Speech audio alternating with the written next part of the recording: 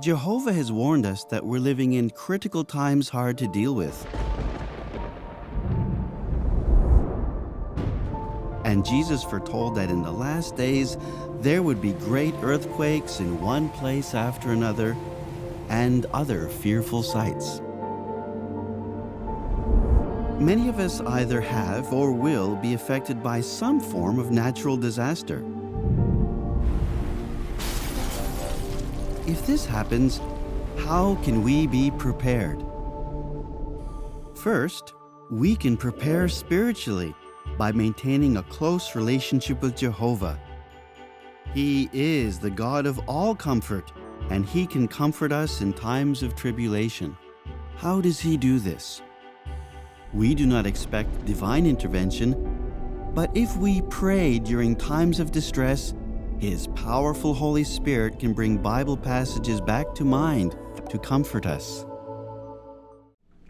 Hello everyone and welcome to the JW Review. My name is Mike Felker and we are reviewing the 2023 Jehovah's Witness Convention drama. But what you just saw there was not the actual drama, but a video illustrating how to prepare for disasters. Now there's more to the video that you could watch there, and I'll link to it below so you can see the whole thing. But the part I want to emphasize, especially as it relates to the actual drama, is what Jehovah's Witnesses expect from Jehovah. That's going to be a major theme that we're going to highlight as we review this drama. Now, this drama is in two parts. I think it equals out close to like an hour and 45 minutes. I can't remember exactly, but I pieced up a bunch of the clips, so we're not going to watch the whole thing, but a decent portion of it,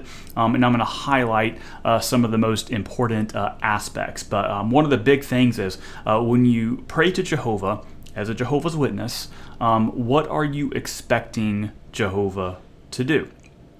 Are you expecting Jehovah to intervene? Well, we just saw here in this clip we just played that you do not expect divine intervention from Jehovah. Now, to be fair, what we just saw was more in relation to natural disasters, not necessarily in times of war and distress. Now, let's think about this when we actually get to the drama, because you do see these various applications of prayer in the context of war, tribulation, violence, and things like that.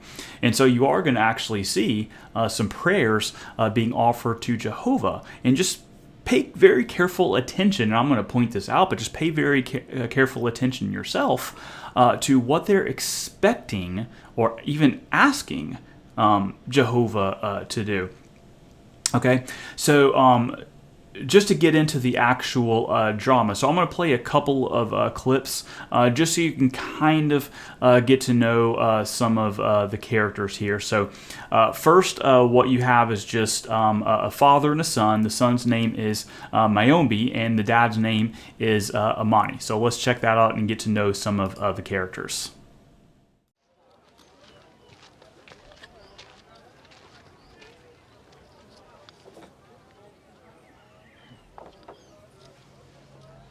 Hey, Dad, what type of wood is this? This is Tamboti. You know, Jehovah made it strong and durable. Hey, just like you, Maombi. Just like you, Dad. Well, in the next part, we're going to get to know some of the other main characters. Actually, the vast majority of the main characters, minus one, Uncle Dunia, who we'll look at in a second. So you have the mom and the dad, you have the son, and then you have Papa Musa, and he's going to be a very prominent character in this drama. So as far as I can tell, he's not actually a family member. They call him Papa, but I can't really tell if he's actually related. It doesn't sound like he is. He's just maybe somebody that they've known for quite a while that seems to be really influential in the family's life, and they look up to him. And then they have Sifa, and that is the unbaptized pregnant friend. And so really they're kind of trying to paint a picture with Sifa. You'll see at the end where she actually get baptized. So there's a spoiler alert there. But at this point, we're just getting to know some of the characters. Now, I will say that the first part of the drama is, remember, in two parts. The first part is not quite as problematic as the second part. So at this point, we're just still getting to introduce some of the characters. Oh, Maombi. How are you, sir? Nice to see you. How are you? From sir. How you doing? How was your day? Oh, good. How about service? Oh, wonderful. Yeah. Papa Moose, are you still coming for dinner tonight? Of course. Guess what? He's staying for family worship too. Inuko will drop me off when we finish. Okay, thanks, Inuko. You know the invitation is still open for you. Thanks so much, Amani. Yeah? Okay. All right, brothers. You brothers have a good one. Okay, see you soon. Say hi to the family. Hi, Faraja. Hey, Sifa. Oh, thank you. Oh, how are you doing? Good. How are you two doing? Oh, the baby kept me up all night. Oh, kicking again, huh? Yes. How's the family doing today? Oh, we're doing good. Oh. Amani is making dinner. We have family worship today too, so yeah. You and Amani are such good parents. Always teaching. Oh. It takes a lot of patience and practice. But don't worry, you're going to be a great mother. I can already tell. Thank you. And you won't be alone. We'll be here to help you. We want to help you teach your child about Jehovah. You're part of our family now. Thank you. Yeah. Sifa. Hey, Amani. How you doing? I'm doing good. Good. Are you gonna be staying for dinner? No. I just wanted to say hi. Are we still on for our Bible study tomorrow? Yes, I'm looking forward to it. Okay. All right. See Okay. you. Bye, Sifa. Bye. See you tomorrow. See you. You're doing so great with her. Thank you. Can't wait to see her get baptized. I pray so. Yeah. Let me go finish up dinner. Okay. So next we're getting introduced to Uncle Dunia, and Uncle Dunia is the unbelieving Jehovah's Witness brother of Amani. What I want you to pay really careful attention to is what the moral dilemma would be in this case. In particular, engaging in politics or getting involved in politics. And I found it really fascinating that they really kind of created a little bit of a gray area here without actually resolving or even identifying what the actual dilemma is. And you notice certainly some discomfort on Amani's part. And then you notice the political card. And that just has... it rings just Malawi, right? For a lot of you who might be familiar with the Malawi situation. So let's check it out. It's Uncle Dania. Hey.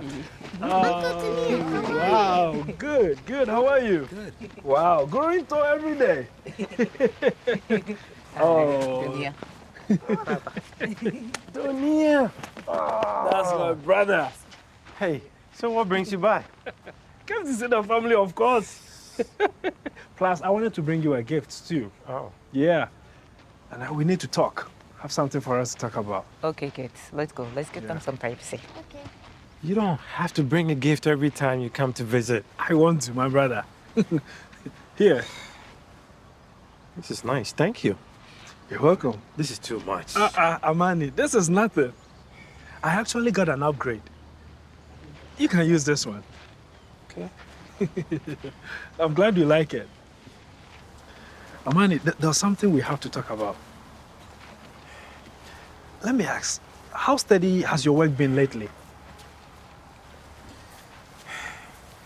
My carpentry work has been slow, but we're getting by. You know, Mombi and I, we sell wood carvings at the market for some extra income. You know? Wow. Amani, look at what you've done on our land. You're a good carpenter. You built this house. And you have a beautiful family too. If Mom and Dad were alive, they would be very proud of you. You know what I'm thinking, Amani? With your skill set, you could have more. I'm talking about real security for you and the family. A real government carpentry contract. See,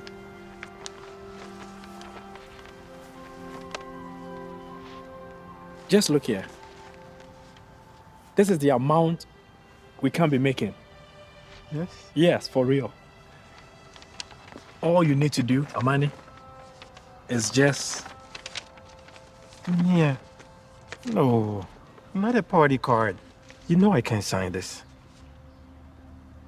Wait, you didn't sign me up, did you? I know what you're thinking about, Amani. See, you don't have to involve yourself with the political leaders. You don't even have to attend any of the rallies. You know what? Forget it. I'll take care of this one. Basically, you'll be working for me. So don't worry about the card. All I need you to do is just sign here. And this becomes a reality for us. Amani, you know I love you. And if you become successful, I will be very happy. I have to get back. But just think about it. And think about the family too.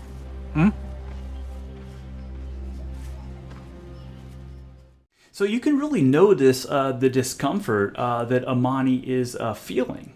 And why the discomfort? Because as far as I know, Jehovah's Witnesses are allowed to do contract work for the government. Now, there are clear delineations in terms of what crossing the line would entail, such as pledging some sort of allegiance to the government, joining a certain political party and things like that. I mean, those are clearly stepping over the line. But in this particular case, where is the line, right? Where is the line? What would be causing the actual discomfort?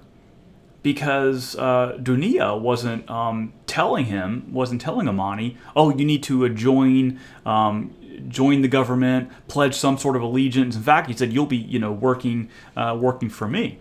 And so you're going to notice this tension and struggle that Amani starts to have, especially when he starts to talk to his wife and everything. And then you'll kind of find out what he ends up doing with regard to this job opportunity. But the whole political card thing, I mean, this is just very, very intentional. There's a reason behind this. And what actually surprises me is that the Watchtower, whoever's writing this, they didn't present a clear-cut case of, this is wrong for a Jehovah's Witness to do. Now, Amani might be struggling with the decision. It's a lot of money, but at the end of the day, this is a black and white issue. They didn't create any kind of moral dilemma, a black and white moral dilemma. As far as I know, the Jehovah's Witnesses have a very black and white stance with regards to politics. So I'm really surprised they didn't do that. But it's just so interesting that political card, he just kind of showed it, right? And I noticed the political card wasn't even really attached to the paper. You would have expected to have been stapled to the paper, right? As if there was some kind of expectation. Now, that would have really presented a much more clear moral dilemma, but it wasn't even stapled to the paper. It was almost like it was just sitting in Amani's pocket and just was accidentally there. So what was the intentionality behind that, and just putting the card away and saying, no, you don't have to worry about any of that. I'm taking care of that. All you're doing is just working for me, right? So I found that part to be just really fascinating. But if you do know anything about the Malawi situation, that just that really has Malawi written all over it. And if you're not familiar with the Malawi situation, please do some investigation on that. You can write me, email me, contact me for documentation, and I can explain to you what that was all about. So it's just really interesting to me that they put the whole political cards there. Well, next we're going to get to see an example of the family worship that they're having. Of course, Papa Musa is going to be there, and he's going to be leading the family worship in this case. It's really interesting they bring up the example of Jehovah, and this really does, the example of Joseph relying on Jehovah and committing his way to Jehovah, and we're going to see that theme here. But it's really interesting they bring Joseph up as the example. Remember what we talked about at the very beginning after we watched that clip. What do we expect Jehovah to do? We don't expect divine intervention, right? We expect to be comforted, right? And things like Bible verses being brought to mind. So just make note of that as you watch this clip. Papa Musa.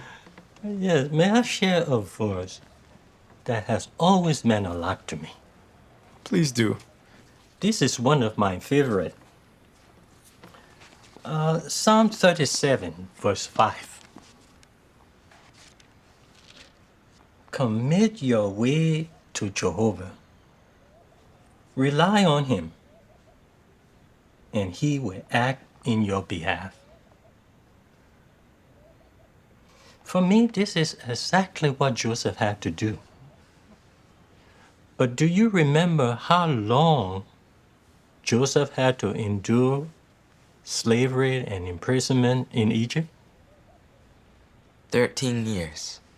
Yes, Maombi. Even longer than you have been alive. So, what helped Joseph to be patient all those years? Well, think back to the verse. Commit your way to Jehovah. Joseph didn't know how everything would turn out, and a lot of things were out of his control. When Joseph committed his way to Jehovah, Jehovah always acted in his behalf. Even in prison, Jehovah was always with him. If we prayerfully rely on Jehovah, Jehovah will act in our behalf. That's a beautiful point, Musa. Thank you. So, children, how can we apply that verse today? Well, we can pray to Jehovah for courage, just like Joseph's did in the original song. So when you commit your way to Jehovah, he's going to act in your behalf. Now, what does that actually mean? It sounds good, but what does it actually mean when you don't have a God who you can expect any kind of divine intervention from?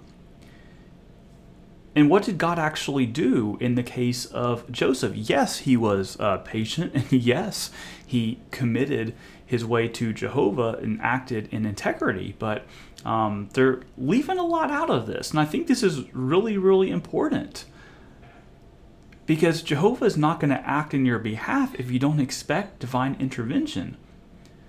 The only examples that we're going to get as far as what Jehovah can do in your behalf is to basically give you patient personal endurance, and maybe give you wisdom, and maybe bring some Bible passages to mind. What else is there than that, according to Jehovah's Witness theology? See, in the case of Joseph, he was given divine dreams. And it wasn't just that Joseph didn't know what was going to happen. These dreams actually told him the future.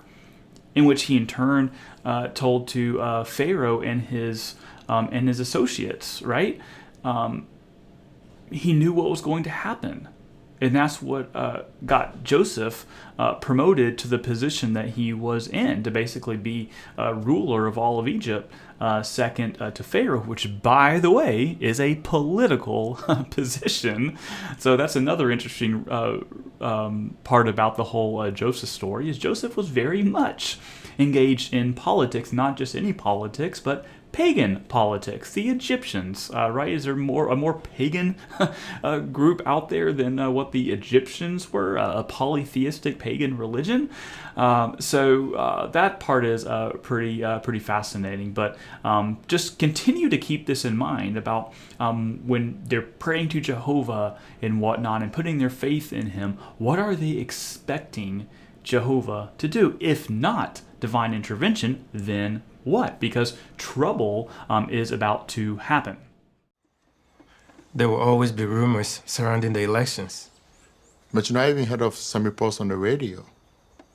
I want us to see what the threat is in our area and what we can do for the friends, so we can help them if they decide to flee. Wait, did they direct us to leave or ask us to think about it?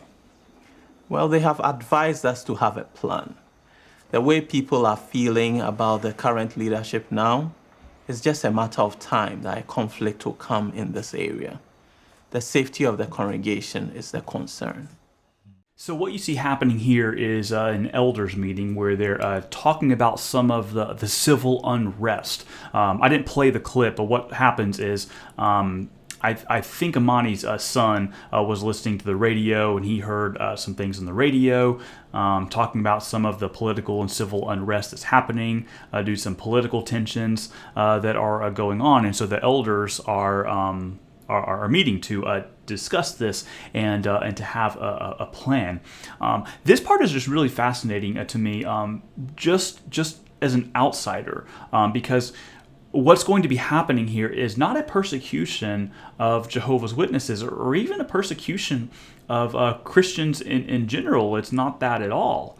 They don't really get into all the details as to why all this political tension is taking place, what's really going on with all of that. But all you really know is that the locals are in danger and they're ultimately going to have to flee.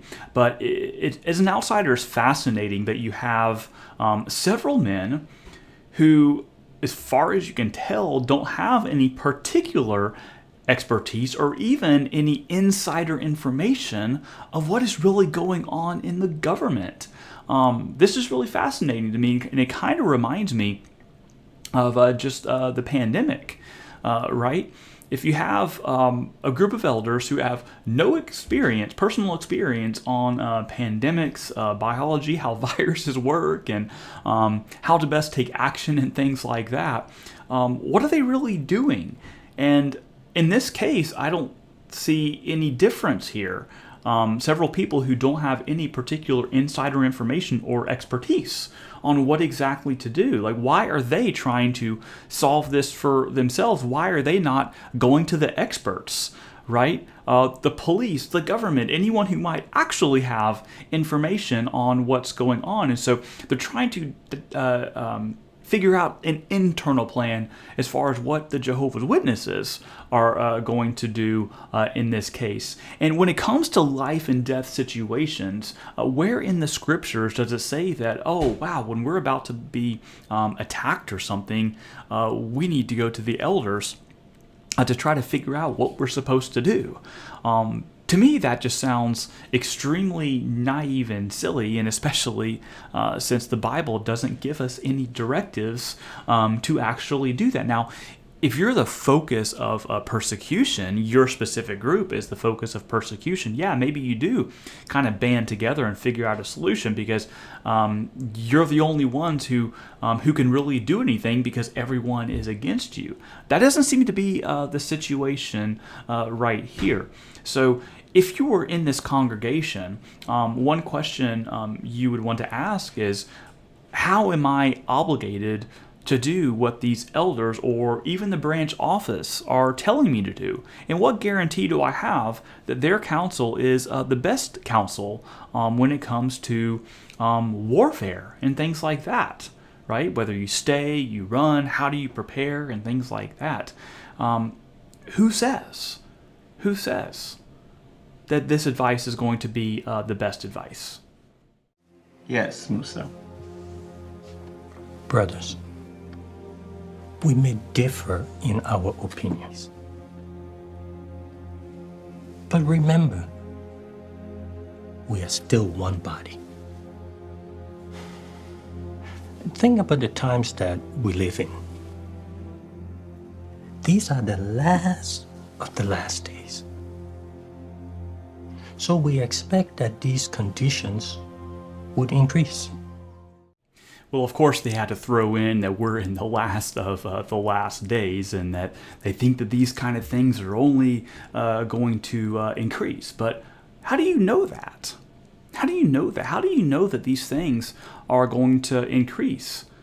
Because it's quite possible the whole thing could just turn into a peaceful situation, right? Not everything is continuing on that trajectory.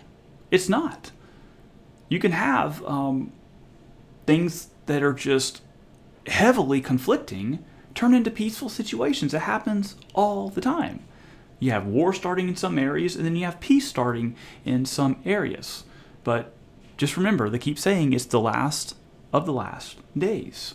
And you can keep on just adding the word last until you should ask yourself, should I keep believing them that we really are in these last days, or the final part of the last days?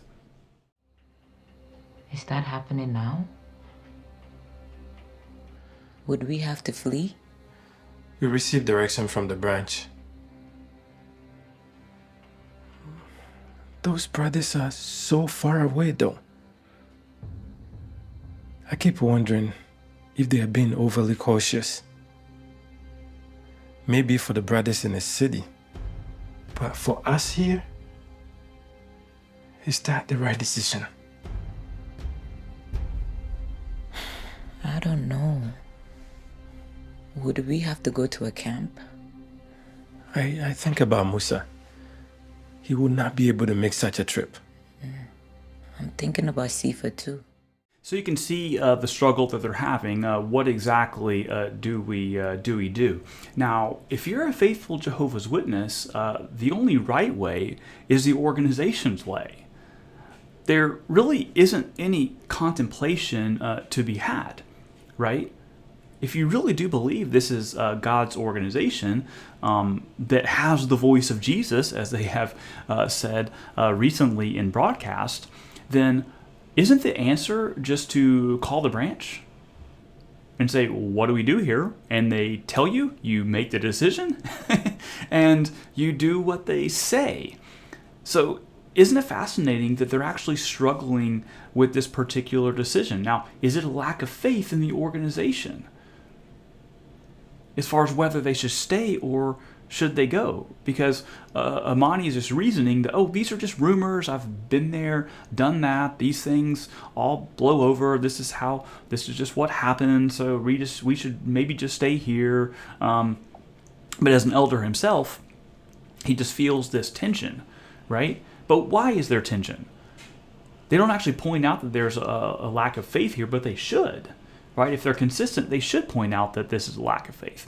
Now, they mentioned for the first time here, this is really important, they said that Papa Musa would never make this journey, and that is the journey, if they're going to flee, they're going to have to go over across the border into the camp, and Papa Musa would not make it. They don't explain why he wouldn't make it. Right? I mean, he is an older man, but does he have any health conditions? Why wouldn't he make it if they took it slow, if they brought enough food and water, right? And they rested enough? Why wouldn't he make it?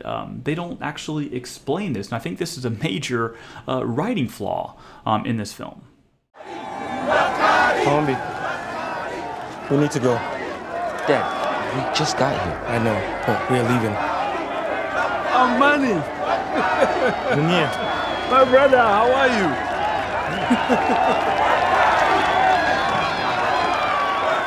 You have to meet this man. Bakari! No, Bakari! Dunia, wait. I wanted to talk to you about it. You meet him first. Dunia, my man. Yeah, that's my brother.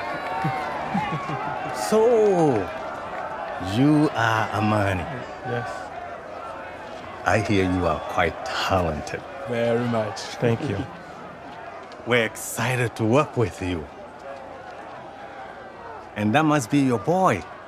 Hello. Are you ready to work with your dad before this new work and huge contract coming his way? You are our country's future. Remember that. Thank you. Listen, Dunia, I'm sorry. I appreciate this offer, but I can't accept it. He doesn't know what he's saying now.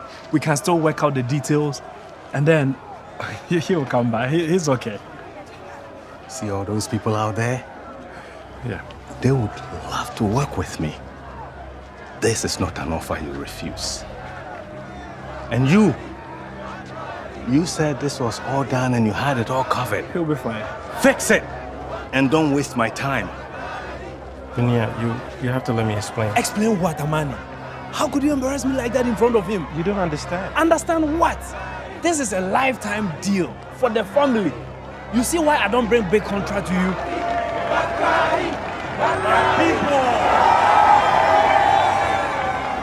I can't believe you. How could you refuse that? Hold on. In front of him. So isn't it interesting that they don't actually explain why Amani refused the job? They never explain what exactly the moral dilemma was. Because Dunia already said that there's not going to be an official allegiance or direct political affiliation here. It's really just that Amani's going to be working for Dunia, who's contracted by the government. He basically took out every possible obstacle that Amani would have. But Amani still refused the position. But why? What lesson are we supposed to learn here? Is it that the Watchtower is now going to say that no Jehovah's Witness can have any working relationship whatsoever with the government? Well, does that mean that if you're a plumber and the local library says, hey, we need a plumber to come here and fix our toilet, and you're going to say, no, I can't do that, right? Because the library basically is funded by the government. It's a government entity. So where are they going to draw the line?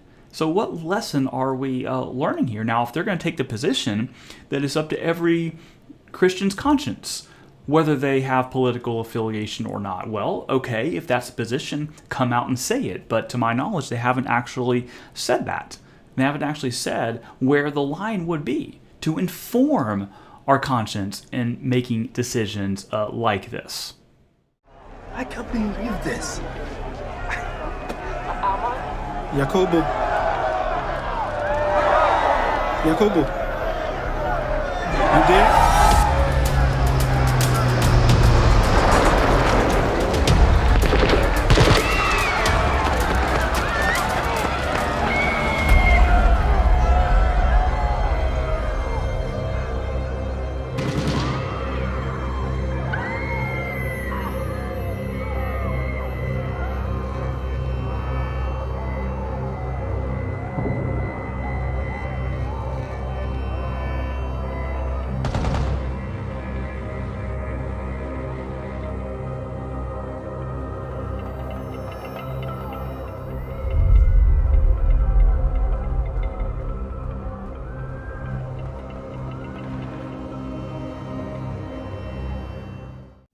Here, baby. I have a mango for you. Meombi, stay close. Dad!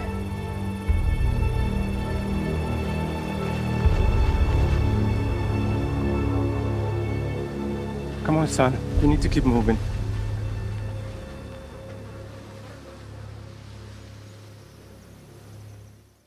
So now the action starts to take place, and this is where the real meat of the story happens. And this is where, in my opinion, the wheels really start to fall off. And a lot of this really is just criticisms that I'm going to have just from a general film criticism perspective, if I can just call it that. What you see here was fascinating. So they're on the run. They've abandoned their car. The car wouldn't work anymore, so they have to get out of the car. Now they're going on foot. So the son notices a dead body. Oh, is it dead though? He goes and looks at a distance. I couldn't see any blood there. When you see a body on the ground, when you're on foot, you don't see any blood. You don't go and check on him? You don't go and check on him just to see, what if he's breathing? What if he's breathing? See, all of this is very intentional. They didn't put that scene there just to put it there. He noticed a body. You don't know if it was dead, but they just say, let's just go. Let's just leave him there. Not even check. Not even check.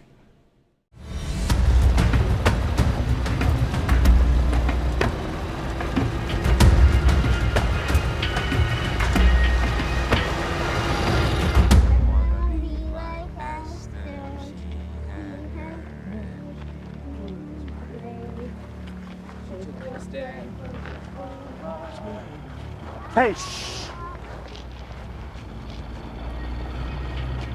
Quick! Hey! Hurry! Quickly! Get down. Okay, so the family's in danger, right? They don't know what's coming, but they assume it's not something good. To the left, they've got the woods.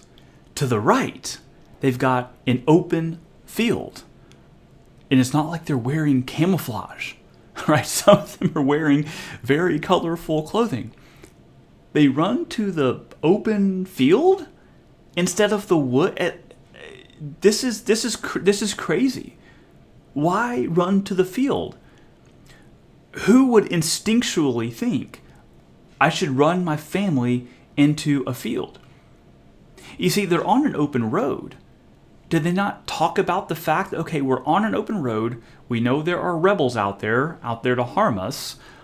If we see somebody coming, what do we do? I mean, wouldn't you think about that? This was just completely crazy to me.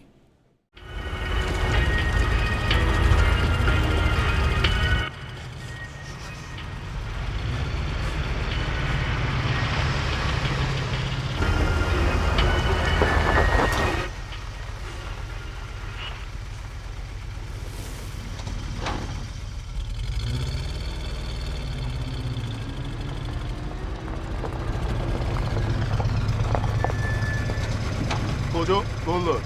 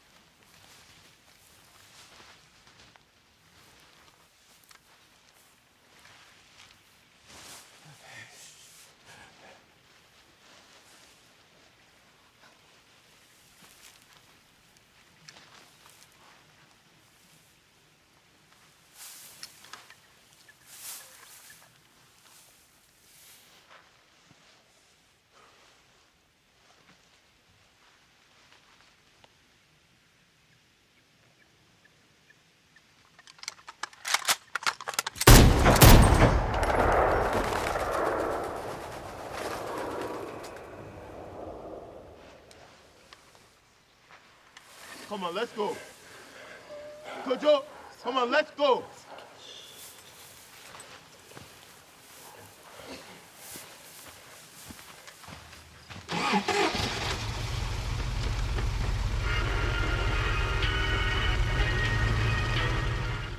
So, two things.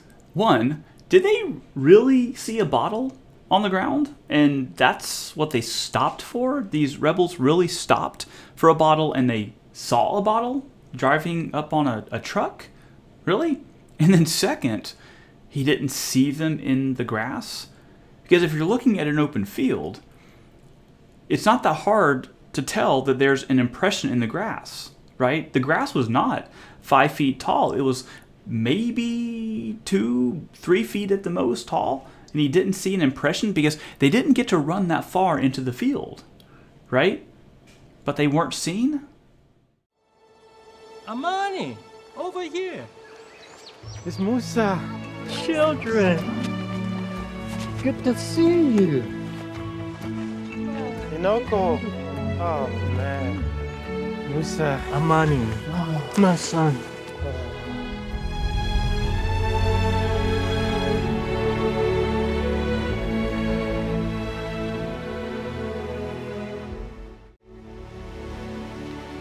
Things happened so quickly. When I got the call, I grabbed my go bag, and that was it. We seen a few others from the congregation headed for the camp as well. But Sifa and I, we're in the slow-moving group. Sifa, are you okay? I'm a little bit tired. Oh, here, let me hold your bag for a bit. Oh, thank you. Yes, Mama. Thank you. I have some water and food if you need it too. Oh, Sifa. All right, the family has encountered their friends, Papa Musa, Sifa, and now they're reunited. What I found just kind of funny is that Sifa, the pregnant woman, they asked to help her with her bag, and that's really nice. But I didn't notice that Amani did not help Papa Musa with his backpack. Right? He just let Papa Musa see. Amani was just holding his backpack with one arm, one strap over the shoulder. So clearly, it's not a super heavy backpack. But Papa Musa just had this big backpack, right? And he has a little bit of a limp. Right, so Papa Musa clearly is not super mobile, but he seems like he's in high spirits and he has a decent amount of energy. He doesn't look like he's literally about to fall over. He's wearing a sweater, looks generally put together. His bags are packed, and I did notice that Sifa, she did say that we have food and water, so they are pretty well equipped. But we still don't know what exactly is wrong with Papa Musa, because they say he'll never make this trip, but we're not told why he won't exactly make this trip. Right? What is wrong with him? Dunia, do you remember the account of the Apostle Paul? No, I don't. He traveled many miles for Jehovah.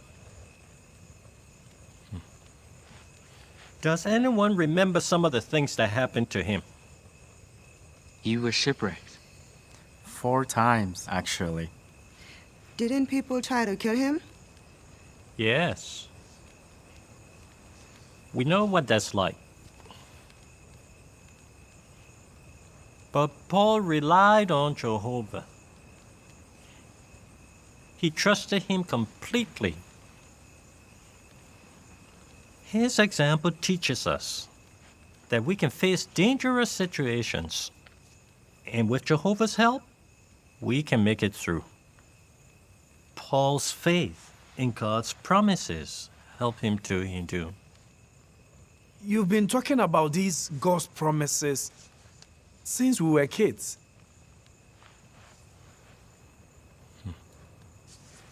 Yes, Dunia. It is true. I've been waiting on Jehovah's promises for a long time.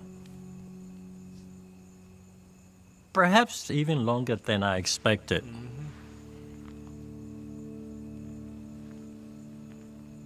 It wasn't immediate for Paul. But every one of Jehovah's promises came true. Not one word of his has failed. It's the same today. Knowing Jehovah's promises helps us to endure these situations patiently. You learned these things when you were a child. Now you have grown up. Know that Jehovah loves you. He wants to protect you. Notice what he tells us in his word at Isaiah 48th chapter. Notice verse 17. I, Jehovah, am your God. Now we see some additional examples of what you can expect from Jehovah when you're in these extremely difficult situations. Is it divine intervention of some kind that you can expect? No, it's not. And again, they use the Apostle Paul as an example. Paul wasn't simply patient. He had promises, right? He had promises. But what Papa Musa is saying, that he's been waiting on Jehovah for a long time. He's been waiting for the promises, but are the same promises that Paul had the same promises that these people have in this very difficult situation? You see, they don't actually explain what the promises are, other than, in this particular case, the only thing that we can glean is that Jehovah can help you to be patient as you endure.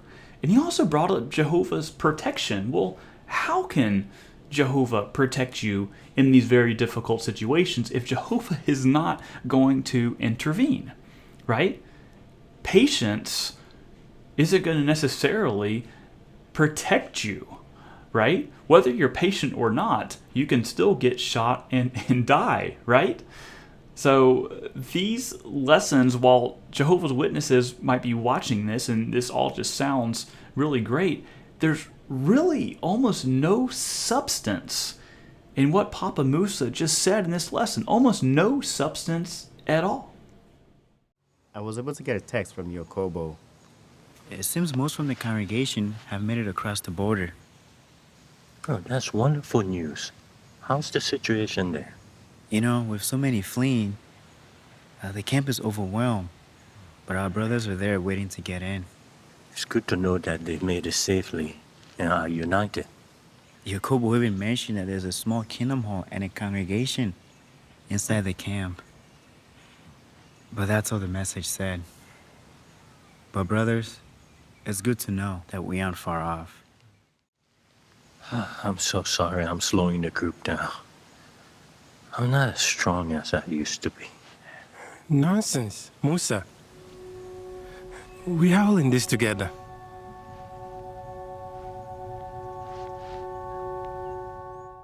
Well, Papa Musa generally looks like he's in overall high spirits. He doesn't look completely decrepit. You see him rubbing his leg as if maybe he has some leg pain, and then of course he's worried that he's slowing the group down. But just keep in mind, there is a pregnant woman in the group who's also probably moving pretty slow, and it seems like they've been taking regular breaks, so they don't still explain exactly what is wrong with Papa Musa. He's just slowing them down, but they seem to be overall getting by okay.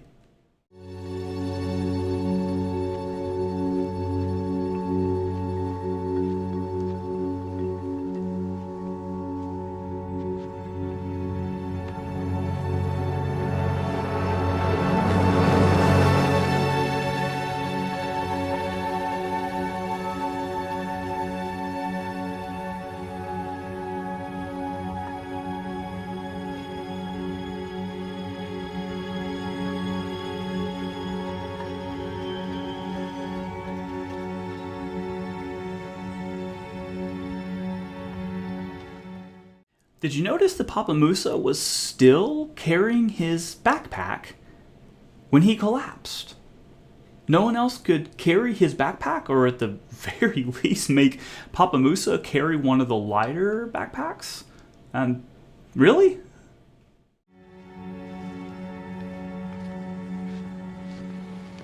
Musa. Here. Brought you some water. Okay.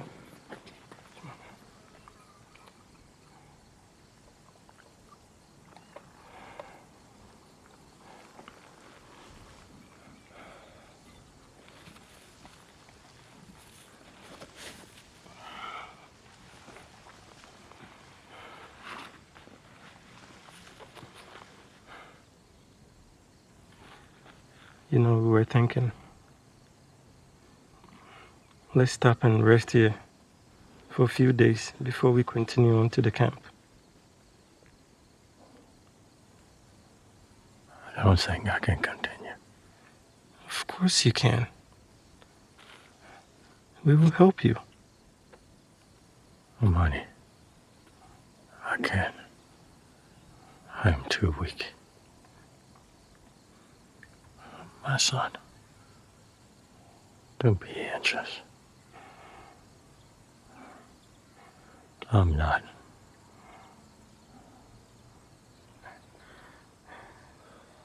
I'm not ready to say goodbye.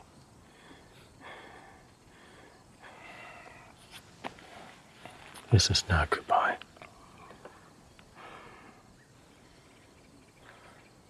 Remember, Amani, your strength will be in keeping calm and showing trust. Jehovah will fulfill his promises. Just be patient.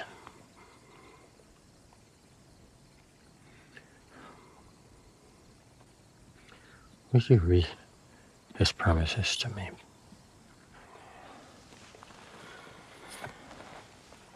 I would like to hear his voice.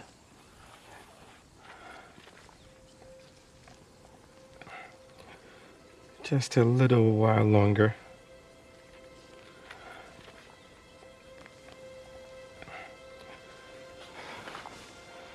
And the wicked will be no more. They will look at where they were,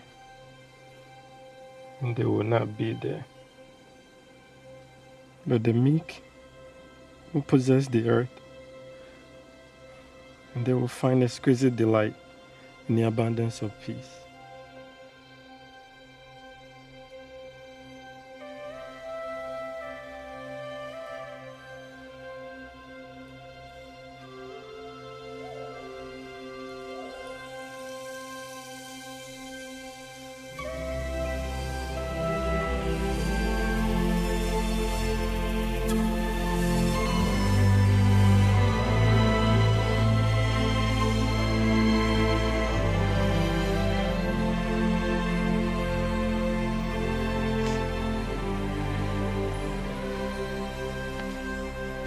You didn't sleep? Thinking about Musa. I miss him too. Yes, Papa Musa is dead. He's dead. When I first saw this, I was just, it was so abrupt, so unexpected, because they didn't really develop it, right? It was first, Papa Musa would never make it. Like, why wouldn't he make it? We don't know. We're not told. Then you hear, then you see Papa Musa having a little bit of a limp, right? But still seems like a pretty energetic guy for his age. Then you see Papa Musa saying, I'm just slowing you down. And they're just like, well, why? How are you slowing us down? We'll take breaks. We're sitting down right now. And then he collapses and dies. But why? This is just really bad writing, and it would have been relatively simple to give Papa Musa some type of condition that would actually cause him to die. They had enough food and water, apparently. No one else was thirsting or starving or anything like that. In fact, when Papa Musa was dying, he had water for him. Did they not stop and take enough breaks? Why did he die? What was that all about? Again, not very good writing.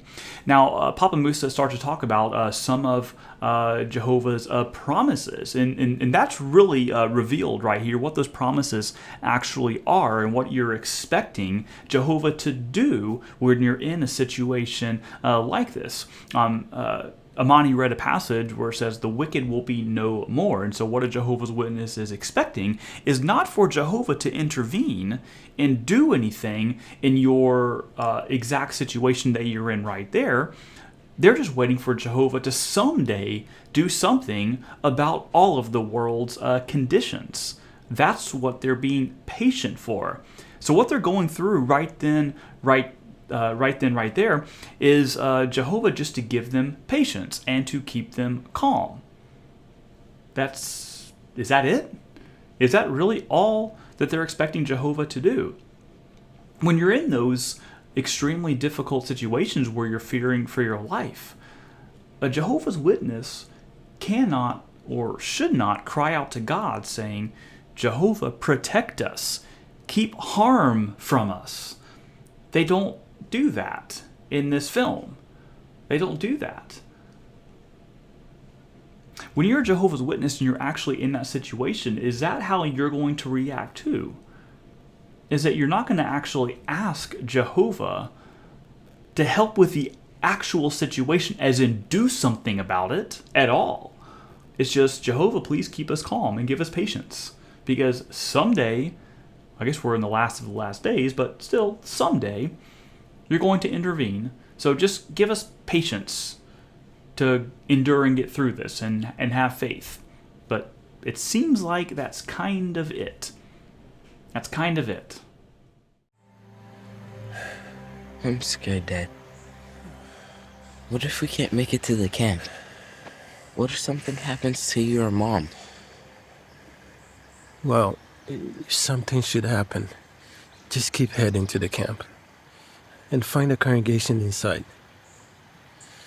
That's your family. You'll be safe. Okay? If something should happen to Mom and Dad, keep going and go to the camp. Go to the camp. If something should happen to Mom and Dad, keep that in mind, and we'll see what actually happens here in a moment.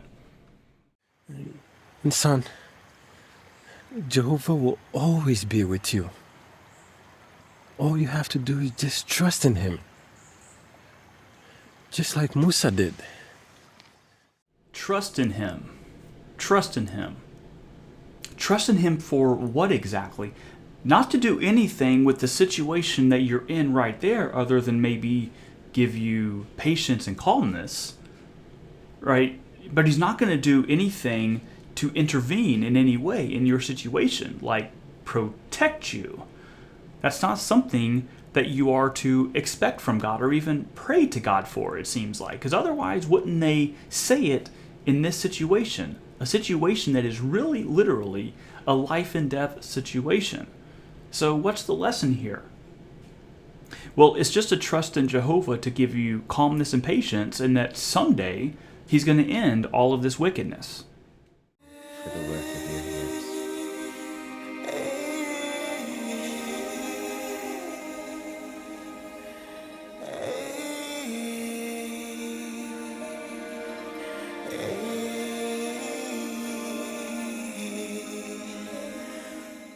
Now, I hate to actually have to ask this, but how exactly did they bury Papa Musa?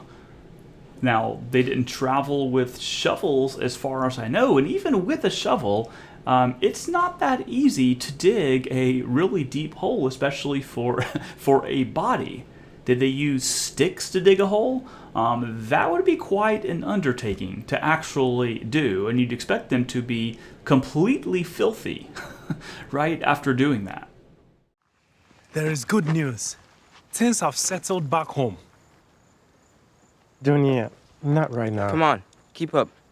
I was speaking with a group up there. They have enough supplies.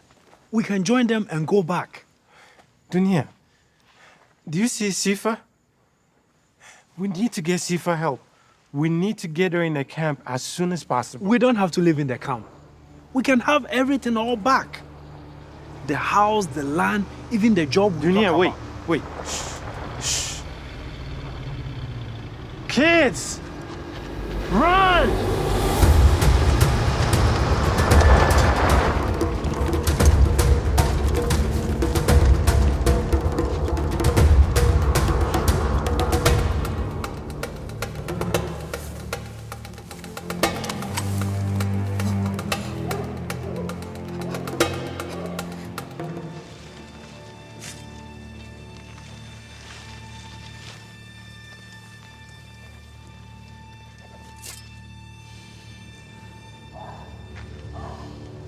Why are you going slow? Keep going. Let's go. Go to the truck. Get on the truck. Please, Mommy. Please, Mommy.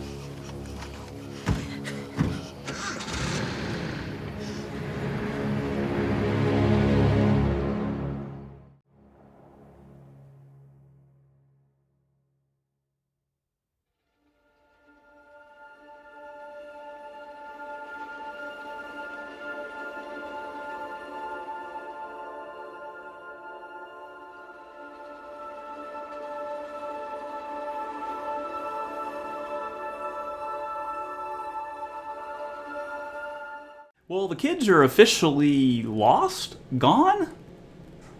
Really? Remember the advice that the dad, Amani, gave to his son. He said, if anything should happen to us, you should go to the camp. So when the rebels came, they were in an open field, and Amani told his kids to run, not go to the camp, or not run and keep going, run, Forrest, run, right? That's not what happened.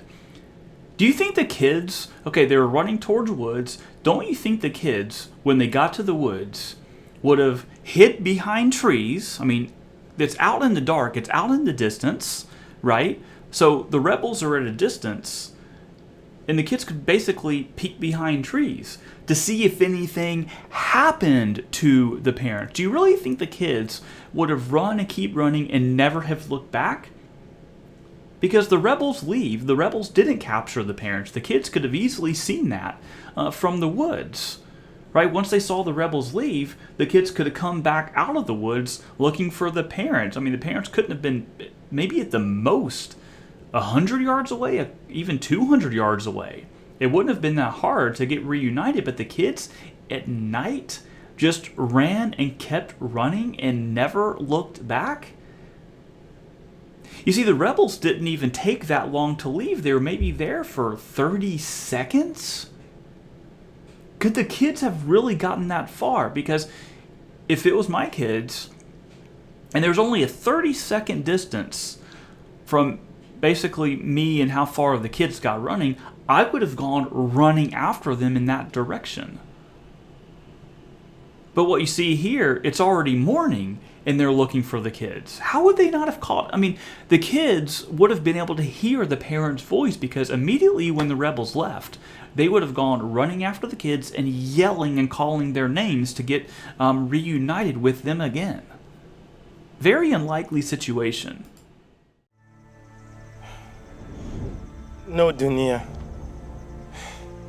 I thought I knew best. Look, I put my family in danger when I ignored direction. But you know what? These people love Jehovah. And it's Jehovah who is guiding our lives. I'm trusting in Jehovah. We are continuing on to the camp. Amani and Dunia are about to be separated and going their own way. So Dunia wants to go back home, hears that things are better there, and Amani wants to continue the course. But this is again about trusting in Jehovah. But this is so vague and unspecific. Because the only thing that you can really do here from a witness perspective is to be calm and be patient. Okay? But how does that inform your decision on go home or continue the course? Well, what's happening at this point, the reason they're continuing the course is because that's what the other witnesses are doing. That's what the other witnesses are doing. They're being unified in this.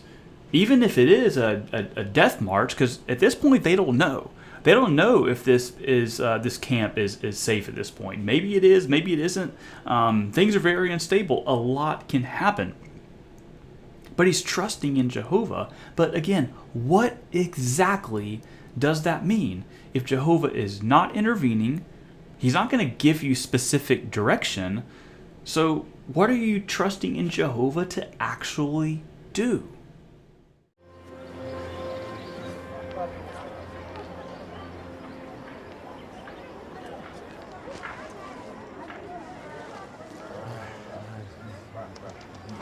Noko, please stay with her. We'll keep looking for the kids, okay? Okay. Sifa, they'll take care of you, okay?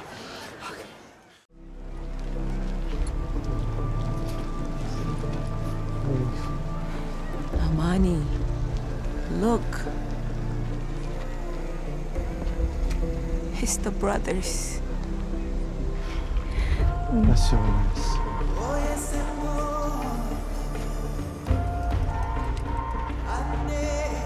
What? Zawadi? Zawadi! Zawadi! Zawadi!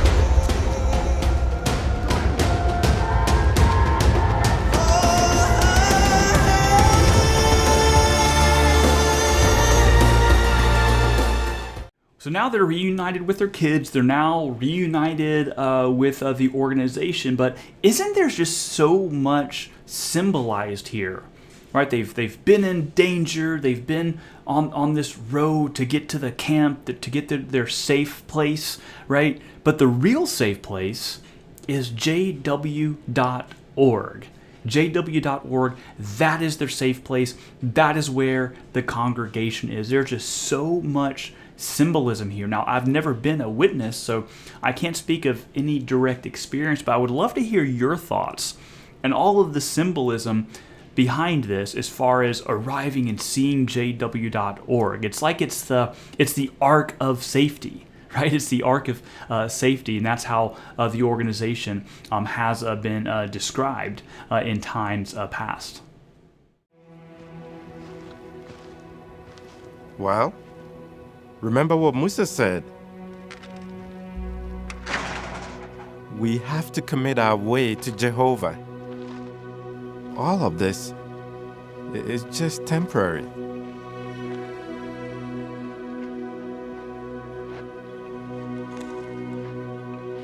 What does the Bible say Jehovah's promises are? That they're everlasting. Yeah, exactly. Forever. This camp life might not be ideal, but we're going to make the best out of it. Well, Dunia arrives at the house, right? Amani and the family's house. It's burned to a crisp, but one thing survived. Sitting in the middle of the ground, yeah, the top cover looks pretty burnt, but when he opens the book up, it's like there's not even a burn mark on any of the pages. So it's like God can practically miraculously intervene to preserve this publication that should have been burnt to a crisp because the rest of the house was burnt to a crisp, but Jehovah is not going to actually intervene and to save their lives when they need it, or save Papa Musa when he needs saving. But this publication is going to survive an entire house that got burnt to a crisp. Amazing.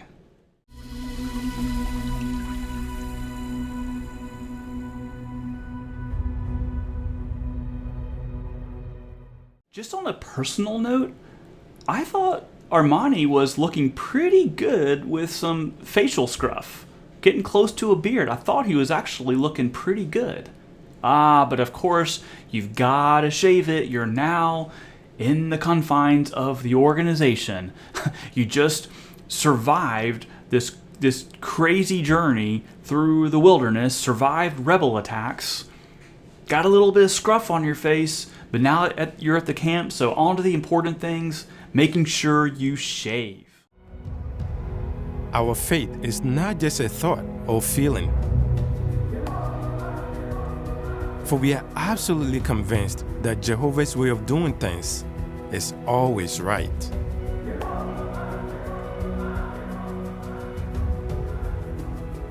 We also show that we trust Jehovah when we obey the direction we receive from his organization. So there we have it.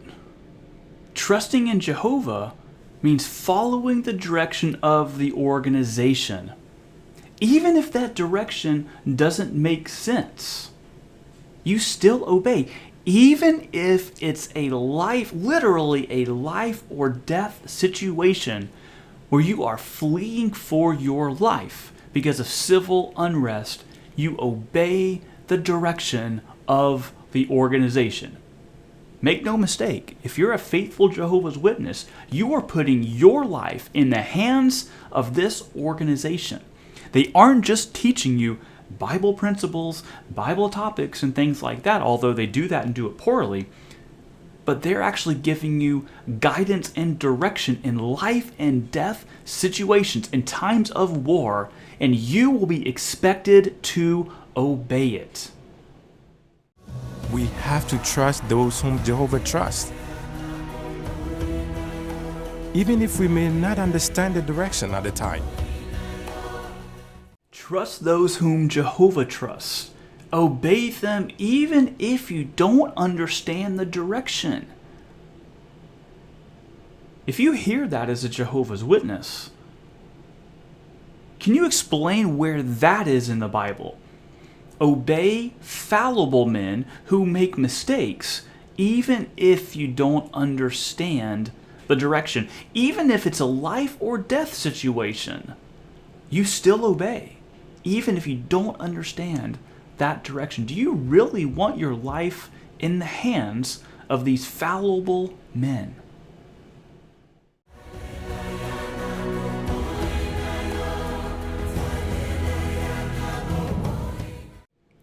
Even if you are a refugee, even if you've been fleeing for your life and arriving at a camp with nothing but the clothes on your back, your entire house has been burned down, you have no possessions. But you better give to the organization, right? You better give to the organization. Those who are Jehovah's Witnesses who are watching this or have some experience in the organization, would you have expected to see that, let's say 20 years ago, encouraging Jehovah's Witnesses to place money and give to the organization even in dire circumstances like this? Wow. Wow, our dear baptismal candidates, it's that time. We invite you to please stand.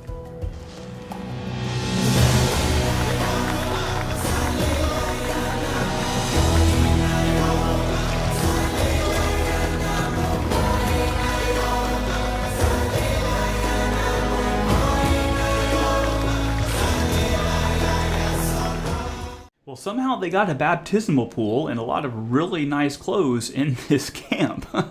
Wow, that's amazing. Well, this ends this review. I would love to hear your thoughts on this. Did you notice anything else that I didn't pick out? Did you have any particular thoughts, whether it's agreements, disagreements, other observations? Please share them with me. I would love to hear from you. Reviewing films like this is honestly not in my wheelhouse. I'm usually more interested in just doing theological analyses and things like that. But this documentary just really struck me because what I think is going to happen, well, what I know is going to happen is so many Jehovah's Witnesses are just going to absolutely praise and just love every second of this drama, right? They're going to love it. They're going to eat it up. It's going to be just the greatest thing, right? Until next year's drama. So, but what I hope that you can do is maybe share some of your thoughts, if you can, with your Jehovah's Witness friends and family who are still in the organization, still buying into everything, especially the end parts, about putting your trust in this organization for your life or your death, even if you don't understand the direction that is given. Do you really want your loved ones following that kind of advice? So I hope there's something here that is helpful to you, and I just hope and pray that if Jehovah's Witnesses don't actually watch this review, that they'll watch the drama and they'll have some thoughts about it. So hopefully if you've seen this review and your friends and family have watched the drama, that you'll have some things that you can share with them. So hope all this was helpful to you. Again, I'd love to hear your thoughts. If you want to contact me privately, go down to the description. There's a number of ways for you to contact me: Skype, email, WhatsApp, Telegram, text, call, whatever works for you. I would love to hear from you, whether privately or through your public comments. So I don't know what next week will bring. I do want to get back to the Enjoy Life Forever reviews. If you do like this kind of thing, reviewing dramas and whatnot, let me know. I may consider doing it again. So with that said, hope you have a great week, and we will see you next time. For more information about Jehovah's Witnesses and other topics, please visit michaeljfelker.com. There you can also reach me directly to submit questions or comments to be covered on the JW Review. To subscribe to this podcast, please go to iTunes and search for the JW Review.